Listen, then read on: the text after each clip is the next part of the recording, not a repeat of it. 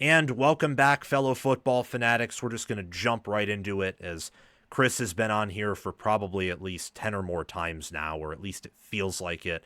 So, with the chemistry and the knowledge that we bring, we're just going to jump right into it. How are you doing, Kris? Really good, man. Really happy to be here. Love you, Sam. You know I like coming on the show. Awesome. Yeah. Love having you on and getting your insight on all things college football. So, where do you want to begin? Rankings, Ohio State, Indiana, the sucky November Big Ten slate, or Oregon, Iowa? Let's start with Ohio State, Indiana, because I told you before we went live that I do think that there is a clear drop off between after you get to that number two to the third best team in the country. And that's not something that I think a lot of Big Ten fans are used to hearing. I mean, right now we're looking at a point where I think there is sometimes a conversation based on who should be number one, based on wins, based on, game control, all that. I think it is okay for the committee to feel like, all right, like we feel like Ohio State's a better team. We're going to put the number one, but it is clear cut number two. And I don't know where you're at, but I think there is a very significant gap between Indiana and A&M. And I think Sam, if they played today, that Indiana would have no issue moving the ball. I mean, they've probably got one of the more diverse run games in the country. I mean, I love Roman Hemby, Mendoza, excuse me, is to me one of the top three quarterbacks in the country. So I love Indiana. I think this is not a fluke again. Last year was a magical year. This year, Signetti's changing the expectation entirely. And like the two best teams being in the Big Ten, if Indiana was a bigger name brand, it would get more and more love. But whenever I hear people talking about, A&M should be number two or number one, it's like you clearly have not watched Indiana because what they've done has been absolutely incredible. Now for Ohio State, it's about going back to back. Like they, until they get knocked down, they are the defending champs. And so I have no issue with them being number one. What do you think, though? Do you think there is a sizable gap? Because I think right now it's 1-2, big gap, 3-4-5-6, tighter gap. So I'm weird, in the sense that I really don't care about strength of record anymore. Same. I'm pretty much a power ratings exclusive guy. Okay. So I think Alabama's better than A&M. Okay, you've got Alabama better than I am. I mean, I can see it. I don't. I guess how are you? Your philosophy, Sam? Is it when you do rankings? Do you want to do ratings? Because I think that's almost a separate conversation, right? Because like Yeah. Alabama, I think would be and should be favored over A&M if they played. But I do think A&M being 8-0 and not having the bad loss to Florida State is reason enough to put them at number three. Yeah, I am kind of ratings, not rankings at all. Like how Josh Pate Okay. used to be, and now Yeah. he's kind of Yeah. introduced the commissioner's The poll, commissioner's which poll. is Hmm. just AP poll redo. I love power ratings and the idea of one day having my own model. I used to have one, potential power, but that just required way too much of my time to work and couldn't get Yeah. it up for this year. So let's split the conversation and go down the rankings path, and we'll get to ratings maybe after this. I would agree. Yeah, it's clearly one, clearly two. I think A&M has some questions with not just their SEC schedule, but also their defense. Agreed. I mean, they give up 40 points to Arkansas. Like that is like the ketchup stain on the shirt that I can't get over. They feel like your typical glass cannon team, and it is funny because like they play a real Big 12 brand of of football, excuse me, and it seems to work in the SEC, and they make it look like other SEC teams don't have defense. Their defense terrifies me, which is why, to your point on the ratings side of it, I would pick Alabama to beat them, neutral site. I would probably pick Ole Miss to beat them, and I would definitely pick Oregon to beat them as well, neutral site. So, no, their defense is questionable, but again, at 8-0, like I'm okay with ranking them number three. But again, huge gap, dog. Like there is a huge gap for me between Indiana and A&M. Like I don't think people are stating that enough. No, no, I'm actually going to do a segment on my next live show talking about how I think Indiana is still pretty misunderstood because of the Yeah. logo they have. Let me just run through some numbers with you real quickly. So, ESPN's FPI has Ohio State 1, Indiana 2, Oregon 3. Guess where Texas A&M is? Ooh, they got it. They're not four. They're probably what, six or seven? They're ninth. They're ninth. Ninth. Mm, mm-hmm. Yes. They are a 19.5. Ohio State is a 27.8. Indiana is a Wow. 27.4. So Wow. pretty big gap. And again, not rankings, but ratings. And Yeah. when you have 3 undefeated teams, I think it's fair to use the ratings as sometimes a tiebreaker, if No, need be. 100% agree. That's why I was surprised hearing people, on certain networks talk about, well, like A&M has the best analytics out of everybody. And it's like, what? Like, if you look at, EPA, the 2 top teams in the country by a wide margin are Indiana and Ohio State. Like, they're almost in a different sport, in a different stratosphere. So, like, credit to Sig and Ryan. They're just the clear 1 and 2, no debate. But it is interesting that ESPN FBI has Oregon as their 3. I like that. Yeah, and for FEI, which is a different rating, it goes by standard deviations above or below the average team.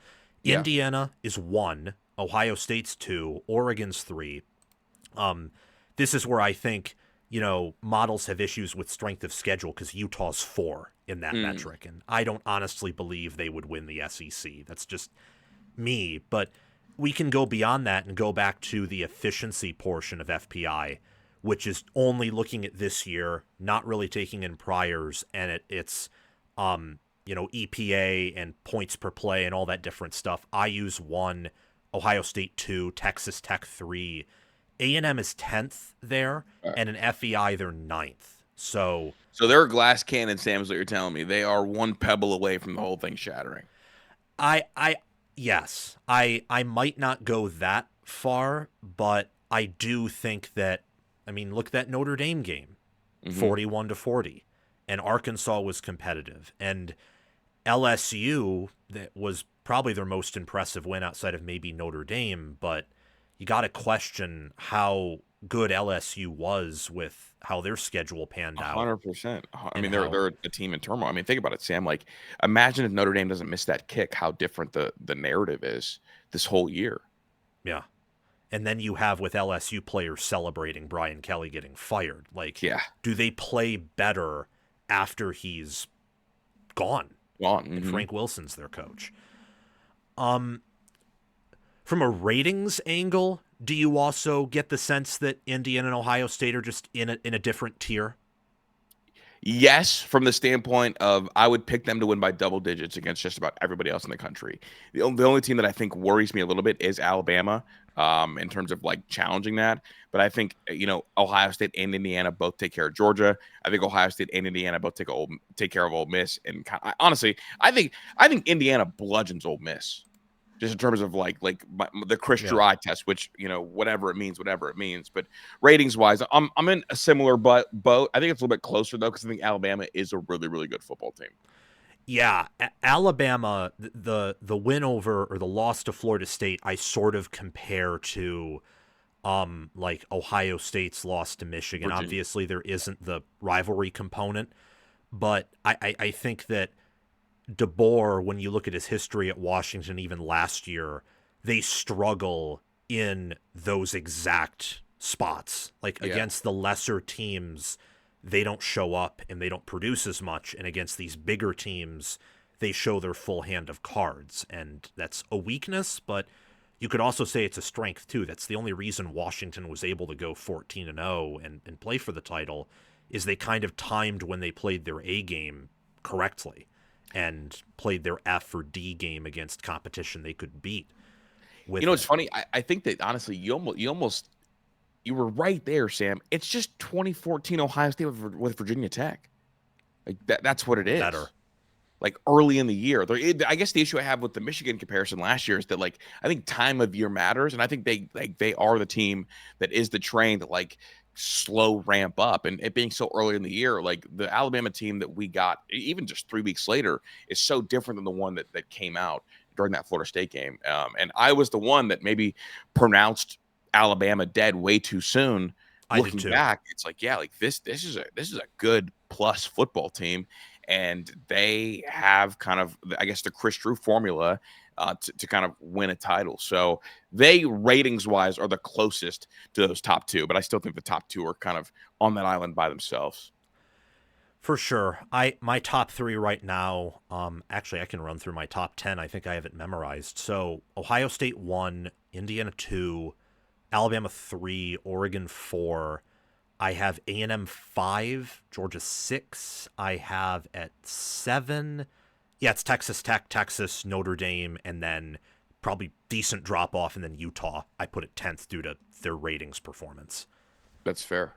That's fair and reasonable. I mean, I would have to really like sit down and kind of like decide what matters to me and what doesn't. But I'm not gonna argue with you, Sam. You're the best in the biz, man. I'm just happy to be here. Well, thank you for gassing me up. Hopefully you don't like light a match under me and I explode. Oh yeah. I feel like that's going to happen with one of these teams. A lot of people, and I fell into this trap, of picking a lot of teams to win out. Because while there is this leveling of the sport on one hand, we are also seeing, as always, there's clear have-nots and the ones who have it. But, Ohio State, they have a game against Michigan at the end of the year. Indiana, in theory, doesn't really play anyone from here on out. Their tests were Iowa and Oregon, and they passed them, but, maybe they slip up to Penn State. I don't know. A&M plays Missouri on the road and Texas on the road. Texas has an opportunity to beat Georgia next weekend, and then Georgia's to play Georgia Tech still. And then Alabama has that stretch of LSU, Oklahoma, and at Auburn. And I don't care that two of those universities have interim coaches. They're rivalry games, and they have enough non-negotiables, especially on defense, to maybe make things interesting. Do you see a November full of absolute carnage, or do you think a lot of these top teams, with all the firings and how we are seeing different tiers, they're going to pull away and we're going to see plenty of undefeateds? I think we're getting carnage, Sam. I think we're getting carnage. I think that, I've seen it this year amongst P5 to P5 has been the closest games have ever been. And usually when you get kind of a tight year, you end up getting carnage near the end. I don't know how much you know about my freakishly wild background, but I hope we get to talk during Georgia Tech Georgia week. I am a huge Georgia Tech fan and followed them very, very closely for over a decade now. And this is about as good of a feeling that I've had about a team since 2014 when they finished in the top 10 with a big bowl win over Mississippi State. So I think there's going to be carnage, and it's going to be kind of the carnage is going to lead to a slew of 10-2 teams and some really, really good 9-3 teams that are going to challenge the fabric of what do we value when scheduling and what do we value in ranking.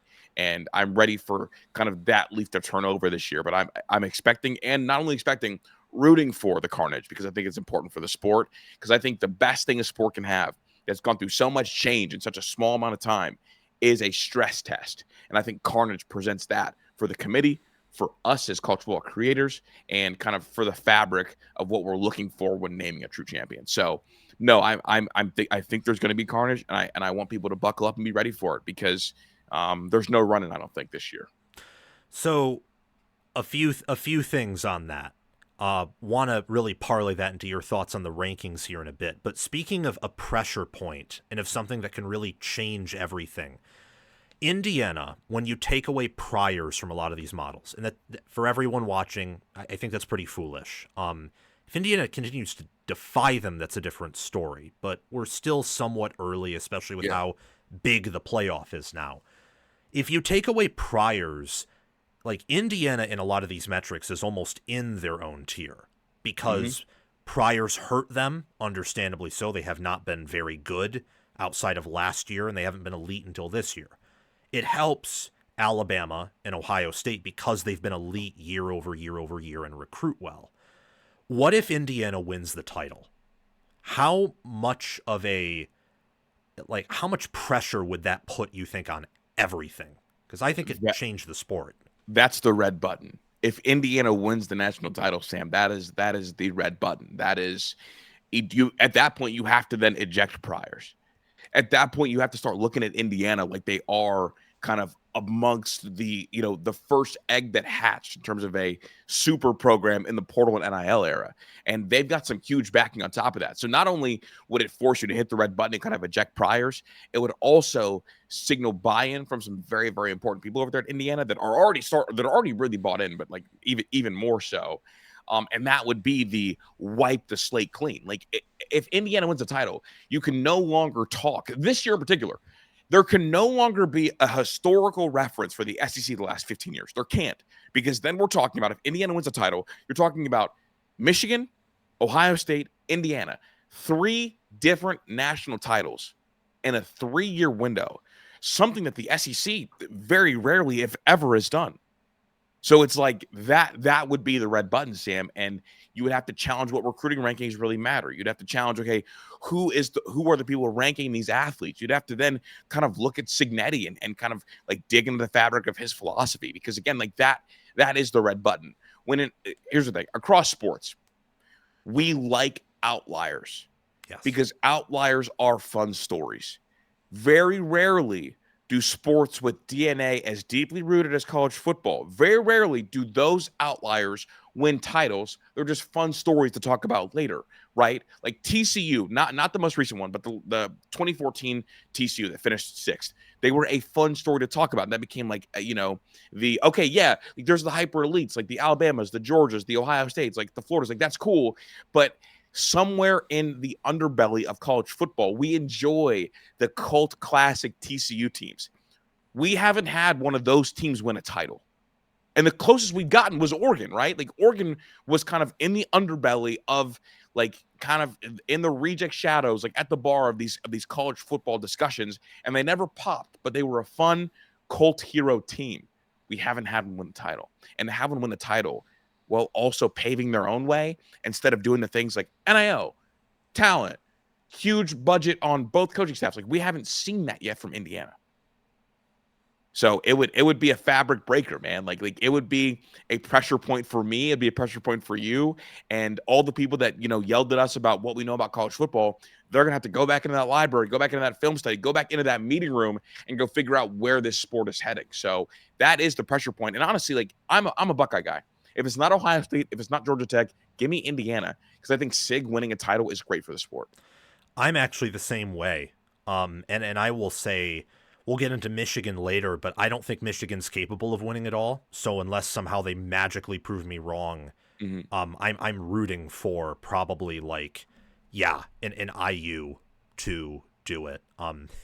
It actually would be pretty funny too. Of course, topic for later, but if Texas, after looking that disgusting, puts everything together in the playoffs. That's also my pressure point. Like, I think that SEC people are terrified of what Texas could be, because they were a team that was pronounced super dead by everybody so early. And it's like, wait a second.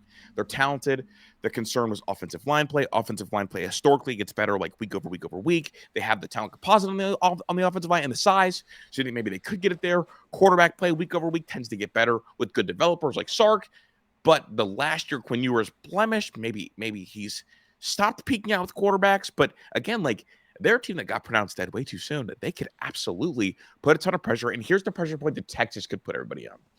If Texas beats Georgia and then loses to A&M, that's a lot of pressure, a ton of pressure. Yeah, because that changes the perception of everything. Of course it can happen, but based on order of operations, like the college football order of operations, that shouldn't happen. No, it shouldn't. But Sam, if it does, that is its own form of red button, because of course that would give you Texas and Georgia right there within 3. The College Football Playoff Committee, with exception of the Miami thing, told us that head-to-head matters if it's close, and a head-to-head at near the end of the year. And it's like what do you do? And then it's like, okay, well, Georgia has a chance to go beat Georgia Tech. It's like, okay, but they lost to Texas still.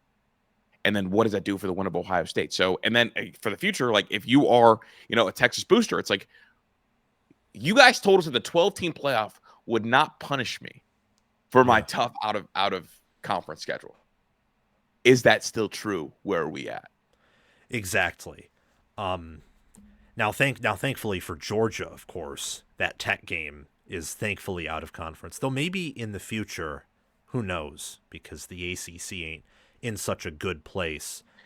Sam, don't you do that? You think Georgia Tech's going to be an SEC team if the ACC crumbles? Like, where is your allegiance to? Where do you want the Big Ten to go? I would like the Big Ten. I would just like all this nonsense to stop, if at all possible. I don't want there to be a Big Two. I want there to be, you know, Sam, we are in conference wars, dog. There is a line in the sand. Are you with me or against me? Just kidding. Just kidding. No, the ACC is going to crumble, dog, because the money's not there for them. We know that. And honestly, like that's why I think a lot of coaches will leave the ACC for Big Ten or SEC jobs because they see it on the wall, the writing on the wall as well. My thing is, if Tech is an option, I think Tech will be a Big Ten team. Georgia Tech, that is, not an SEC school.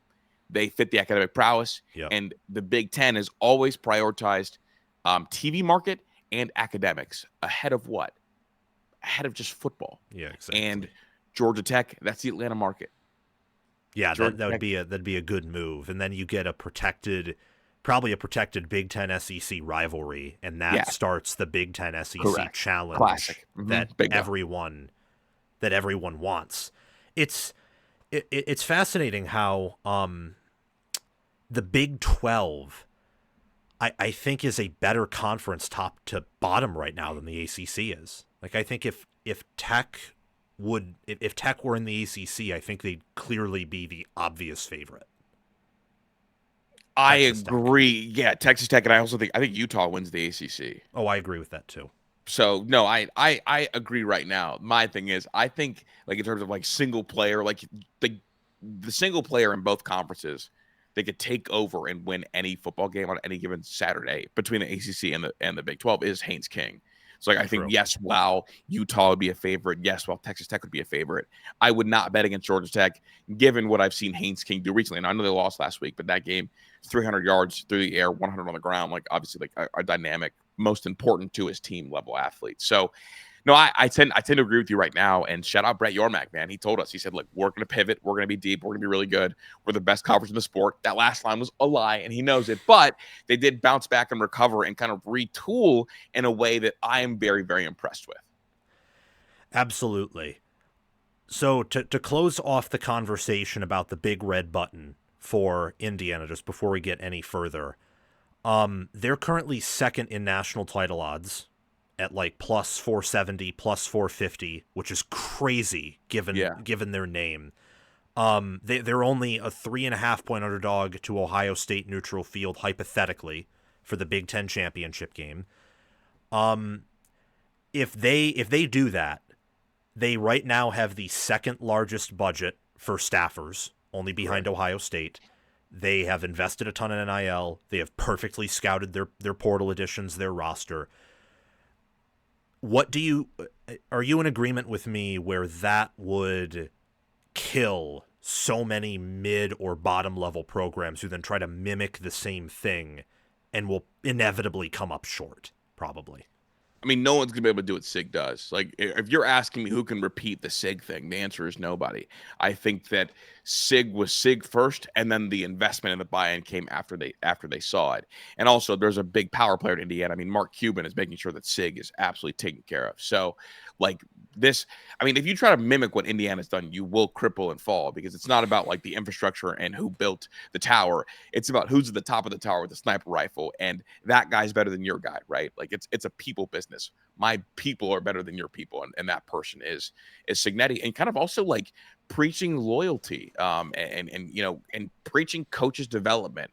One thing that SIG does not get enough credit for yet, at least, and it'll come in the next 4 months, Sam, is coaches always talk, head coaches, their biggest job is not to develop players. I want that to be very clear. It is not to develop players. Sometimes not even to evaluate players. A head coach's biggest job, most important job that I think SIG has put so much weight into is developing a coaching staff. And if you are a hyper elite coaching staff developer, you can go through cycle after cycle after cycle and feel like there's always going to be tanks full. And that's what's happening right now. He has developed an exceptional staff and then paid that exceptional staff as well. But like when one of those guys leaves, guess what SIG can do? He can develop a staff.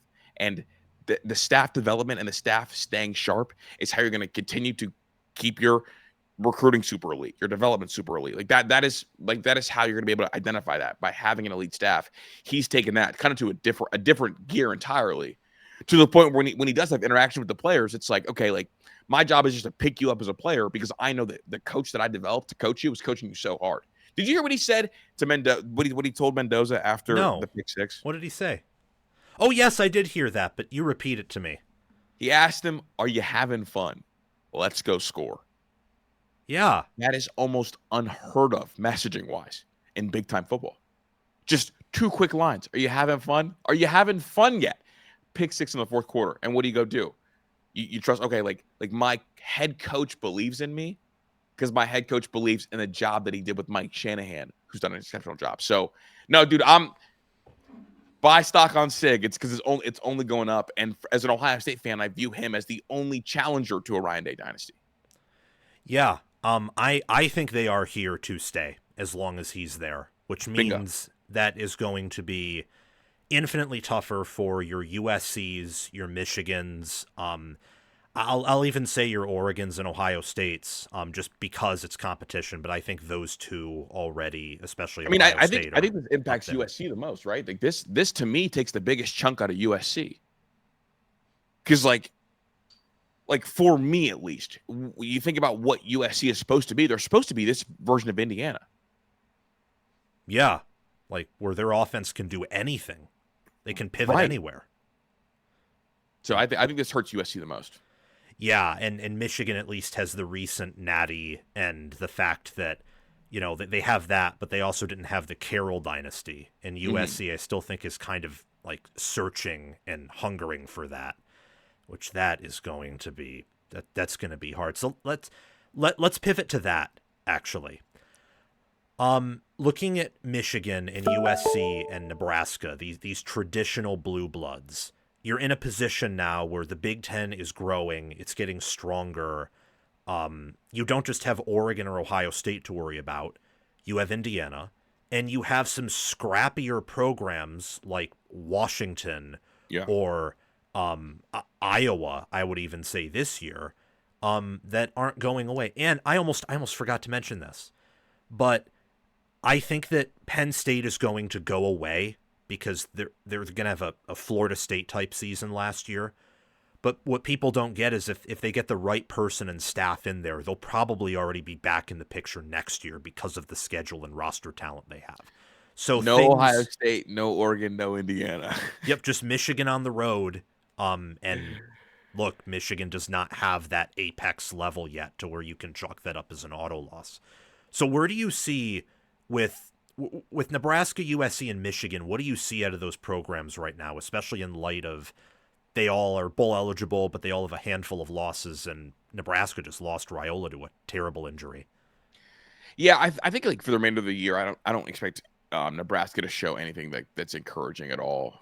So I guess I'll replace them with a school like Washington or maybe Illinois, who I think are kind of like those scrappy, like stay around teams. Spoiler, can upset anybody at any given point. Obviously, like Luke Altmaier has a lot to prove NFL wise for kind of his ceiling. But right now, like I think USC is in as good of a spot as you can be right now. I like USC. I think Maeva's really good. I think that Lincoln Riley's starting to get his swagger back a little bit. And just in terms of like the direction our program could go is if this run game and defense are real enough, and show enough that maybe they could parlay that year over year. But I think like that group of schools that you mentioned, those are going to be the schools that pop once every 4 years when they're experienced and older. I think that's what it's going to take. It's going to take like we see it in the SEC every now and again. We see it, across the Big Ten all the time. When a team gets a little bit older and the right portal additions, they'll pop for a year. But they're not going to be the constant peak of powers year over year that a school like Ohio State, that a school like Indiana are going to be, and a school like Oregon are also going to be. So they're going to be kind of the variant teams. Is there any with how USC and Michigan have leveled up their recruiting compared to, say, even 3 years ago? Yeah. Is there any chance that one of them could be a power player? And if you had to choose between one of those two, which one would you side with? I honestly, it's funny because Michigan worries me a little bit more, but I think that they need to go through a full staff reconstruction. And obviously, like, I think me and you will maybe talk about this after the show.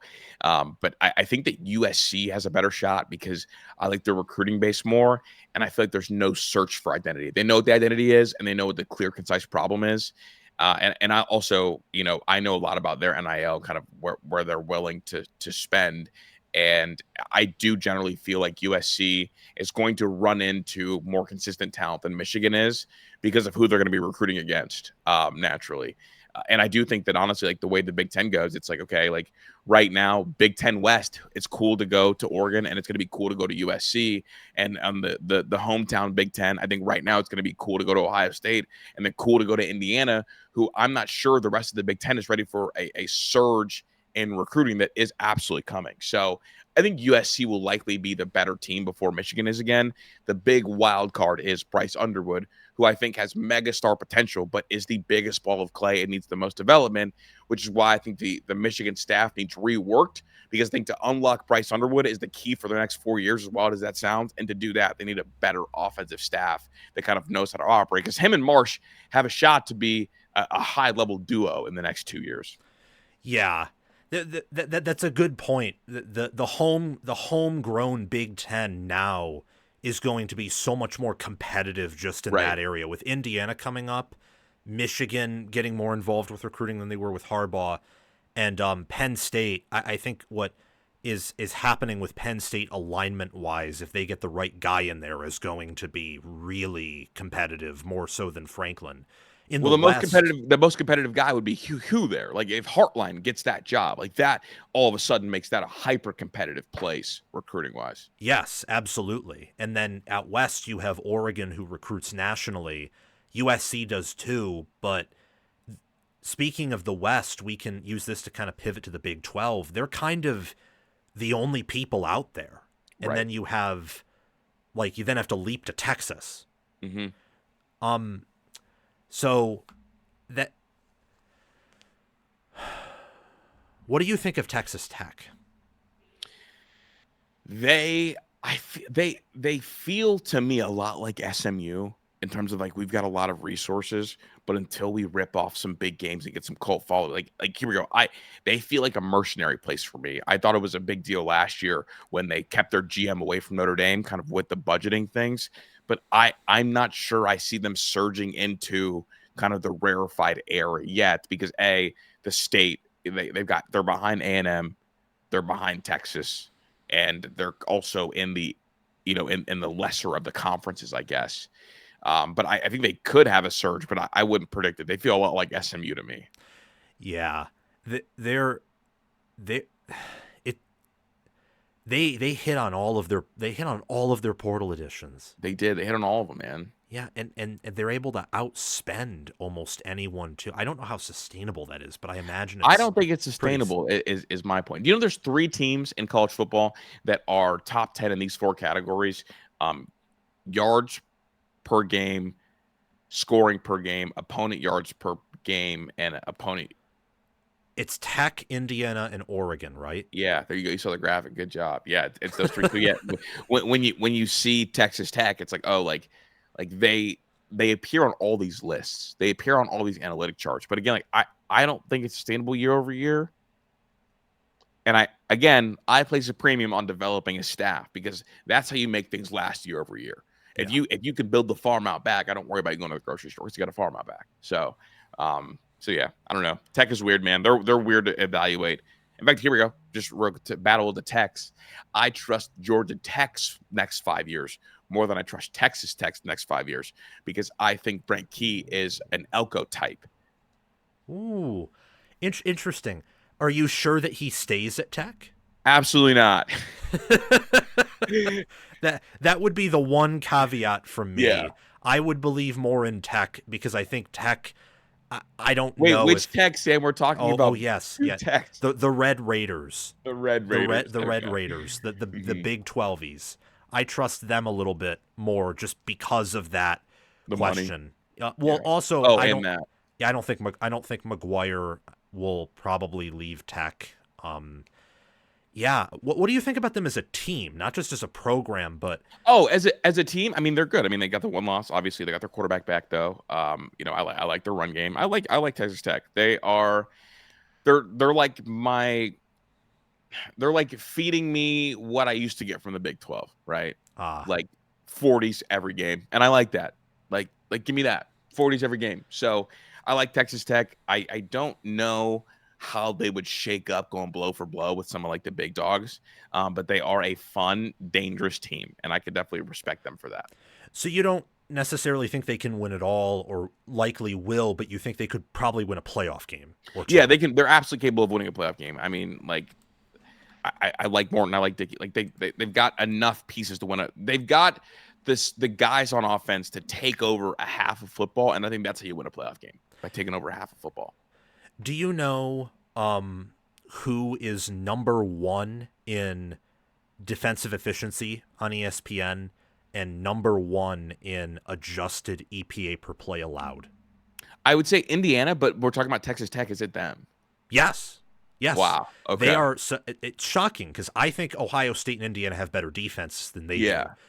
Like probably in a whole different tier. But in these efficiency metrics, Tech is number one and in their own tier defensively. Yeah, that's incredible. Actually, I did not realize that. Well, that's because David Bailey and Romello Height and I know Skylar Jill Howard is injured, but Lee Hunter. I had them like by a mile having the best D line in the Big 12, and I watched that Kansas State Texas Tech game because the ESPN games are off of YouTube TV, so I have to watch more Big 12, and either Avery Johnson takes a read option for 20 yards or he gets hit for a 5-yard loss. Yeah. And they're killing people with defense. Then the offense figures things out as the game goes on. It's pedal to metal every game outside the ASU game. You didn't talk about their best player on defense, the Rodriguez kid. Oh yeah, Jacob Rodriguez, their linebacker. Dude, he's got over 5 forced fumbles this year. Holy cow! Yeah, let me pull it up, dude, because he's cracked. Yeah, dude. Oh my God, he's got 7 forced fumbles and 2 picks himself. That is one player. That is one player responsible for 9 turnovers. Holy moly! Wait, okay, I've seen the advanced analytics, but now you've gotten me peaked. I'm going to live look at the player metrics. The player himself. Like he's a monster, because I go through and I like compile my linebacker list, and he kept popping up with everything. Okay, so they have 16 forced fumbles as a team.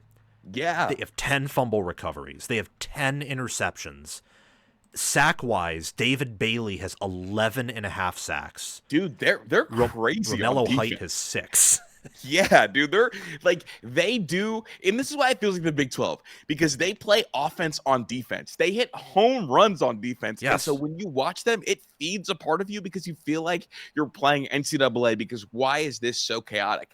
One kid having 7 forced fumbles and 2 picks in its week 10 is unbelievable. And I feel like the national media doesn't talk about him. I feel like a lot of other shows don't talk about him, because when I started doing all my stuff, he keeps popping up, and you watch me, it's like, that kid's everywhere. Yeah, they're ridiculously good. I mean, if they didn't lose to ASU for a minute there, I think they were number 1 overall in efficiency metrics.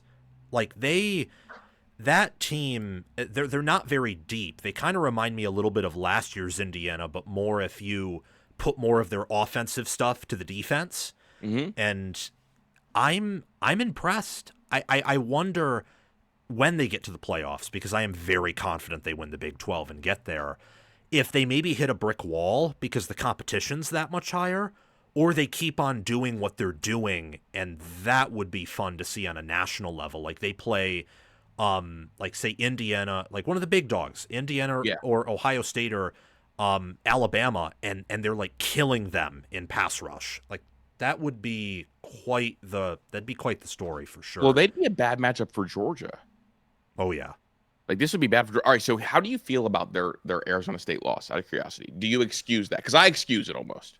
I excuse it because, to a degree, because it's their F game with a backup QB against a healthy Arizona State, because Levitt's out now, and one of the Big 12's better staffs, and they nearly won. Yeah, That's okay. Good, good. We're on the same page because I excuse that because again, F game backup quarterback, and it took Jordan Tyson going crazy to kind of get it done. Yeah, they were playing an F game for 50 minutes. They get a touchdown. Arizona State decides for whatever reason to try to throw it to end the game. They get this massive punt return, and within like 2 minutes of football, they're up. Yeah, that's something that really only the cracked teams, at least relative on a year-to-year basis, can do. Dude, and here we go. Like Jaron Hamilton had 101 yards on 3 catches. Some prayer balls. 101 yards, 3 catches, no touchdowns. Do you want to guess how many yards he has in the whole season? Like 200? He has 164. He only has 3 catches that are not from that one game. So, like, Arizona State had Jaron Hamilton go absolutely berserk nuclear for no reason, and he has under 50 yards the rest of the year.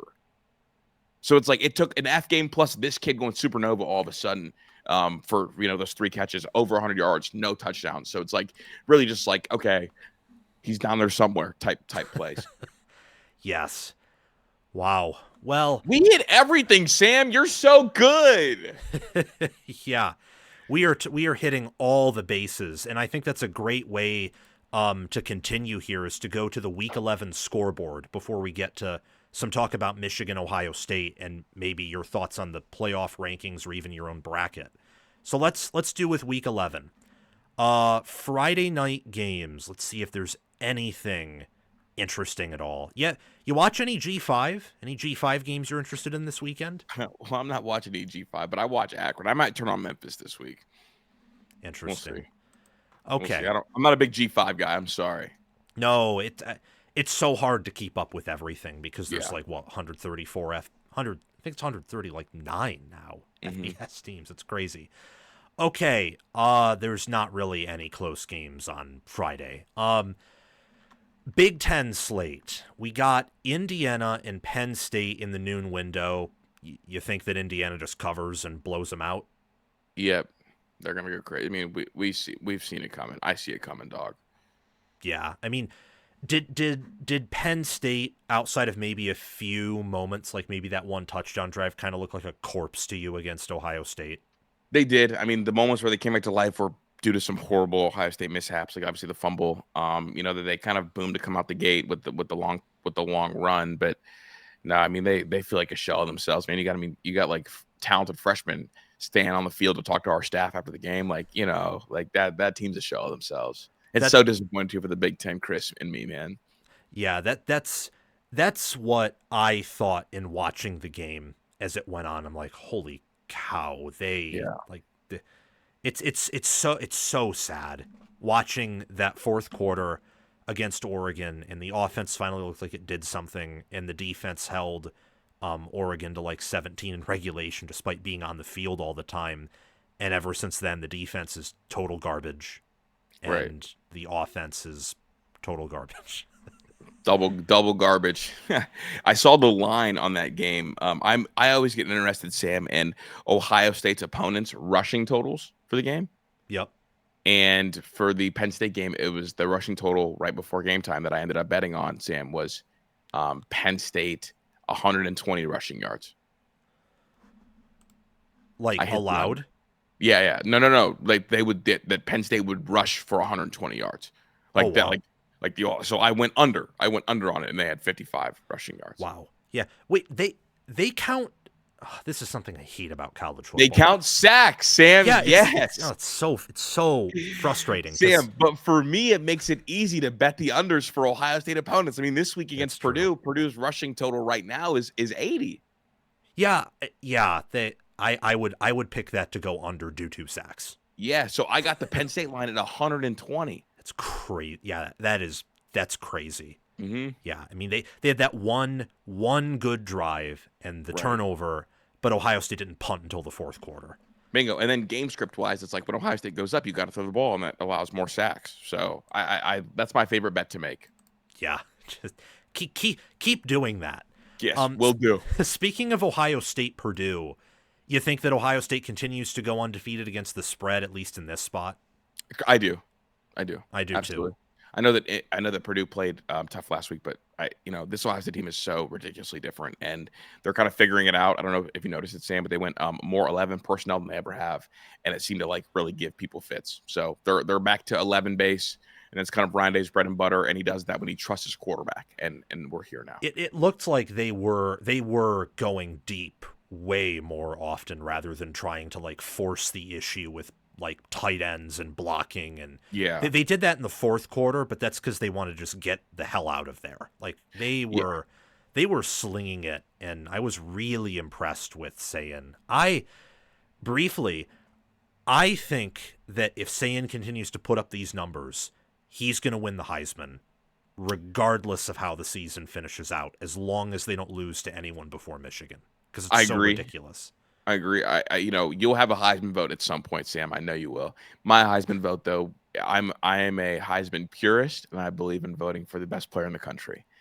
So my Heisman vote will be cast towards Jeremiah Smith if I have one. Yeah, that's who I would cast it for. I saw there were people debating it on Twitter. Yeah, and I'm thinking, if you take Sayin out and replace him with someone else, I'm not saying Sayin isn't a top 10 QB, because he is, but you could probably find someone else to do a lot of that. I'm a purist. Best player in the country. Yeah. Like you take Smith out, you can't replace him with anyone. Bingo. Sayin has looked amazing, but I've also seen Mendoza make like similar downfield perfect touch passes. So same with CJ Carr, same with Ty Simpson. Oh, I should have mentioned them, but you got me there. Maryland and let's not talk about that. Thank you, Sam. Thank you, Sam. It's a 2:30 p.m. kickoff too. Weird. Do you get the sense that like Washington traveling out to Wisconsin, that just because the travel spot and the fact that Wisconsin hasn't quit on Fickle yet, that maybe they could cover? I'll give them a cover because I like Fickle. I'll give them a cover because I like Fick. Okay, I picked Wisconsin to cover as kind of just a random thing. Yeah, that's a crazy deep cut to ask me though. But yeah, I'll get with you. Wisconsin cover. Sweet. With Oregon, Iowa, what are your thoughts on that game? Most fascinating game of the week, man. I saw the line. It's Oregon 6.5, and I believe that Iowa has taken down 7 AP top 10 teams since 2000 at night at Kinnick Stadium. So I'm going with Oregon, but I'm Iowa points. Like I think it's going to be a really, really close game. I think Iowa's a good football team. I don't think enough people have watched Iowa. They're a fun watch, dynamic run game, and enough weapons to at least make it interesting. And also, like, Dante Moore has put up enough stinkers this year to make me question what it's going to look like. I don't think Dante Moore is good enough to put away, or I don't think Dante Moore is a good enough quarterback for them to win big. Agreed. And I think when I look at, like, who's going to cover versus who's not going to cover, I look at, okay, like, can their quarterback really put the knife in and twist it and expand a lead? When you look at teams that cover a lot this year, who is it? It's Mendoza. I mean, what do they do? Like, he's good enough to put a game away or like end a drive like that. Julian Saint, good enough to end a drive like that. CJ Carr, good enough to end a drive like that. And I don't think Dante Moore is dynamic enough over the court. Not dynamic enough. I don't think he is. His pocket presence is their biggest weakness. His ability to sense pressure and get out of it. I don't. Yeah, you're right. That's what I'm looking for. He doesn't have the poise to dice you up for long enough to cover. So I'm going. I think Oregon wins the football game, but I think Iowa keeps it as a real nail biter. That's kind of where I'm at this point. If Iowa wins, they're in the playoff race. Yeah, dude. It's a great sense, isn't it? Yeah. I mean, if they can beat Oregon, they can beat USC. They can certainly beat a banged-up Nebraska. It would be fun on one hand for the story, but you'd also know that they at some point would be a free win probably for one of the top teams that would play. The freest win. Free 99. Buy one, get one free. Like, are you kidding me, dude? Yes. Yeah, exactly. Like, because they'll have to play outside of Kinnick at some point, and they'll play a team that can actually, put up like points on almost every drive, and they just can't match that. But it'll be a fun game. 3:30 p.m. It was rumored to be a noon kickoff, and then it wasn't. I wonder if that has to do with Oregon not wanting to play, and understandably so, at 9 a.m. local time. That would absolutely checks out 100%. Any thoughts on UCLA Nebraska before we go national? Not really. I mean, we'll see what Nebraska looks like without their quarterback, but I mean, probably UCLA, but I don't know. Yeah, that's where I'm at. Okay, we're in agreement that Texas Tech's gonna annihilate BYU. Yeah, with Raiders big. Is it gonna be Indiana, Illinois bad? Like not scoreboard wise, but just dominance wise? Oh yeah, dominance wise, yeah. Scoreboard bad, no. Yeah, that's kind of where I'm at. Any other game? You think Georgia is in a bit of a pickle against Mississippi State on the road before that Texas game? Only if they sleepwalk into it. And Georgia's the other thing this year where they've had really slow starts. And Mississippi State, Texas had a slow start against them, and Mississippi State got up to a big lead. All that being said, no. It is interesting. It's a single-digit spread. Yes. And Georgia struggles to defend the pass, and Mississippi State is effective at that with Lebby. I think there doesn't seem to be that much else. I mean, you think Missouri could upset Texas A&M? That's a single point spread. What is the spread on that, Sam? 6.5. Even with Missouri not starting, like their top two quarterbacks are out, I believe. Yeah, I think honestly, like if that wasn't the case, I likely would go Missouri upset, but. This should be good. This should be take care of business for A&M. If A&M loses this game, I mean, it just confirms our theory on them anyway. So, yeah. And then before we part ways here, with Michigan, Ohio State, that is obviously going to be the biggest game in November in the Big Ten, not just from a historical standpoint, but probably from a Michigan, likely it's not a guarantee they beat Northwestern or Maryland with how they play, but likely they'll be 9-2.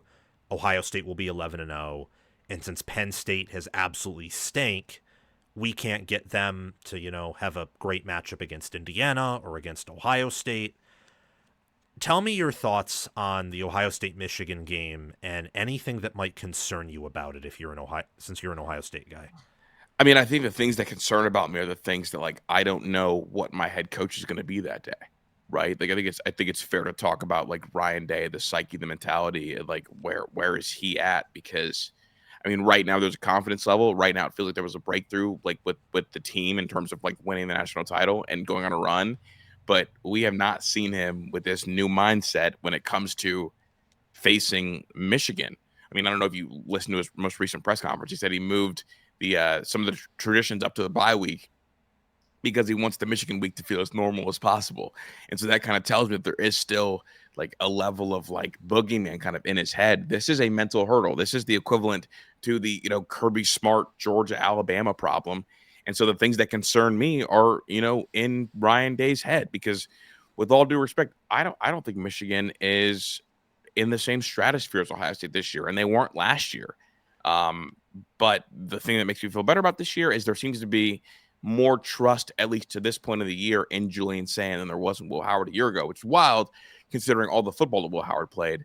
And then obviously I think Carnell Tate is a more dangerous wide receiver too than Emeka Egbuka, at this junction. But the things that worry me is that like you are going to like be in a slugfest and you are going to ask a coach to be loose with his redshirt freshman quarterback in a hostile environment. It's going to be loud, and there's a belief on the Michigan side that they can beat Ohio State no matter how their season goes. So that's my concern right now, Sam, and I think it's the one that every Ohio State fan has until they get it. They just like we need to see it get done first. Yeah. Michigan is clearly a building team. Even preseason, when I had Michigan, I think, in my top 15 and Ohio State like hovering around like my top 5, I still thought there'd be a pretty big difference between the two teams. But with Michigan being at home and Michigan power ratings wise being better than last year, and this is for whatever reason controversial, and maybe I'm wrong. I don't quite think Ohio State is like now where they were last year in the weeks following that Oregon game, where they transformed from just being a team that was flirting with being a title contender to being the obvious number one. Yeah. So with Michigan and Ohio State, if you want to get, if you really want to overanalyze it, you can say that, well, the gap between them with home field advantage isn't as big, so Day is going to have to definitely put on a better showing, not just put on okay, it's not as worse as last year, but it's still pretty bad. He's gonna have to play to his strengths, which is, what do you think a strength against this Michigan team would be? Obviously throwing, but yeah, I think you have to take your fair share of downfield shots, and I think the whole week you play the USC tape. So USC ran the ball really well against Michigan, so maybe don't play that tape. But here we go, I caught myself. I think it's got to be placing a premium on getting the best players on the field of football. I think that when you try to do too much in terms of where to beat Michigan, I think you kind of lose the plot a little bit. It's got to be placing a premium on our best players getting the football as much as possible. Who are our best players? Cornell Tate and Jeremiah Smith. There's got to be a premium on those guys touching the football more than there was last year. Absolutely. I think that the line for that game is going to be much lower than the average football fan expects. Okay. I'm thinking it'll be 7.5, 8.5. Okay. I can see it. Definitely. You think? Yeah. 7.5, 8.5. Sounds good to me. But the way college football's gone this year in terms of parity, in terms of games being closer, and given the history, I think that is a 100% reasonable and acceptable line. It was 5.5 preseason. I have a betting friend who says he thinks it'll be within 2 points of that. Okay. So I assume that's greater, but you never know how these next 2 weeks go and with Bingo. how sharps are. From the Michigan angle of things, I personally am at a point where, unless something drastically different happens, I am probably picking Ohio State to win. Mm-hmm. But I do get the sense that a lot of people view that they hold my opinion, but it's viewed as a foregone conclusion. Okay. And that is something with where Michigan's better at running the ball. I know Underwood hasn't been amazing, but they are way better offensively than they were last year. That's Agreed. Just a fact. And they're at home, and I don't know. Texas for a long time there was very low in efficiency metrics. Washington is pretty high offensively, but they don't really have a great offensive line. I was shocked by this, actually. They're pretty good in pass protection on top of run blocking, which I did not think was the case preseason. I thought they'd probably be this fringe, above average O-line. They're good. Yeah. So if there's one thing I think Michigan could find any hope in, it's the fact that they have a shot, if things come together offensively, that they could probably give this defense a bigger challenge than most offenses, if any, on the schedule have had all year. But Ohio State's better. They're better coached. They are more in tune with where they are, or they're further along in their plans than Michigan is, where Michigan's just trying to build the foundation. Can't argue. I just got to see him do it. I just got to see him do it at this point, Sam. I just got to see him do it. I do too. It would be so taking off the college football with Sam cap and putting on the Michigan cap, I think if Michigan wins here, this would be the funniest win of the 5-game streak for a variety of reasons.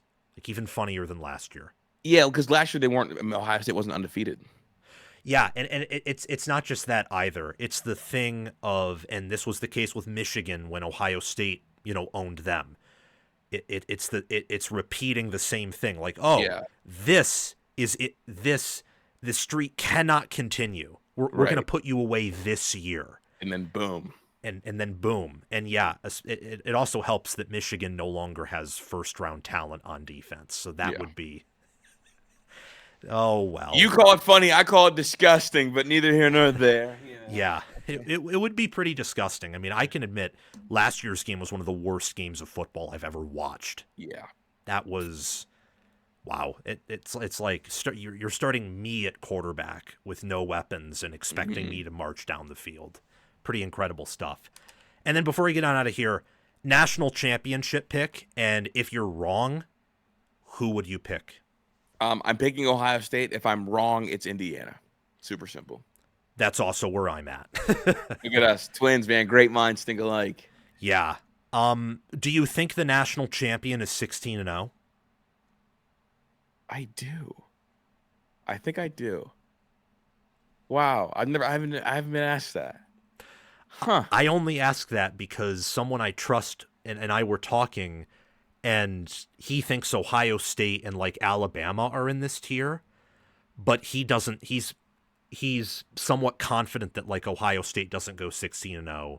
He also is skeptical about IU winning it all because of the prior talent thing, which I get. Huh. I haven't been asked that, but I think so. I think the national title is 16-0. Yeah, Wow. it's so tough, especially because Indiana and Ohio State they outside of Ohio State and Michigan, Ohio State shouldn't lose to anyone. They shouldn't even play anyone within 3 touchdowns, and Indiana shouldn't play anyone within 3 for the rest of the year. And it's like, if they're going to win it all, I mean, the only question comes down to the Big Ten championship game, and then I guess the Michigan game for Ohio State. Yeah. Yeah, my bracket has Ohio State and IU in the title game, Indiana wins, and then Ohio State wins it all and gets revenge in the Natty. That's kind of what my thing is. I think that Indiana getting the bye and then playing Purdue, and then Ohio State having to travel to Michigan and getting an emotional win matches up or lines up well for IU. Also, if Ohio State beats Michigan, is anyone going to be picking Indiana to beat them if they go through and overthrow that? No. I don't think so. No.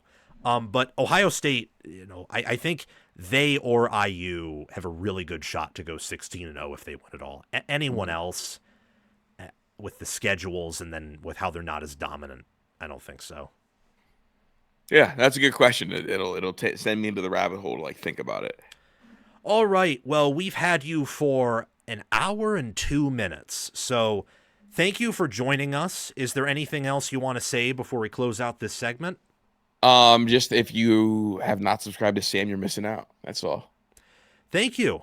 Yeah, our goal is to hit 100,000 subscribers at some point, and our new, gosh, I'm tripping over myself here, but our new slogan is kind of making sure that the viewers are the most knowledgeable possible.